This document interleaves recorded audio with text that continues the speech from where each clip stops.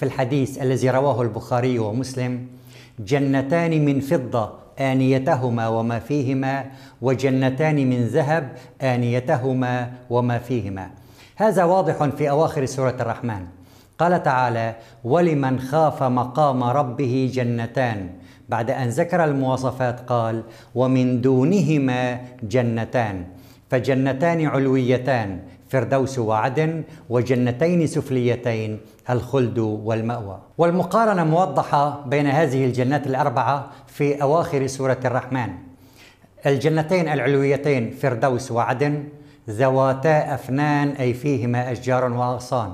الجنتين السفليتين الخلد والمأوى ربما لا يوجد فيها أشجار، فقال تعالى: مدهامتان. الجنتان العلويتان فيهما عينان تجريان، إذن الماء زائد ويجري. الجنتين السفليتين الماء فقط داخل النبع ولا يجري، فقال تعالى: فيهما عينان نضاختان. الجنتين العلويتين فيهما من كل أنواع الفواكه ولا يوجد نوع ناقص، فقال تعالى: فيهما من كل فاكهة زوجان. تحت لم يقل من كل، فقال تعالى: فيهما فاكهة ونخل ورمان. الجنتين العلويتين متكئين على فرش بطائنها من استبرق، وجنى الجنتين دان. الجنتين السفليتين عبارة المد من السجاد فقط، فقال تعالى: متكئين على رفرف خضر وعبقري حسان، لأن الجنتين السفليتين فيها خيام فقط، فقال تعالى: حور مقصورات في الخيام.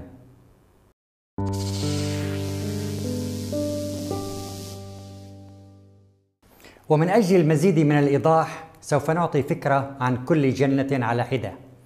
أدنى أنواع الجنات هي جنة المأوى، لأنها عند سدرة المنتهى، عند نهاية السماوات، فقال تعالى في سورة النجم: عند سدرة المنتهى عندها جنة المأوى.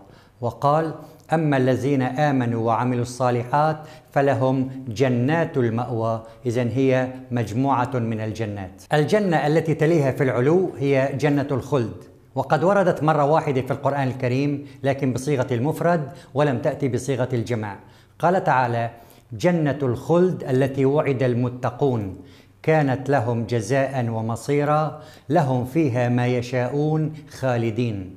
الجنتان العلويتان هما عدن والفردوس. جنات عدن جاءت بصيغة الجمع.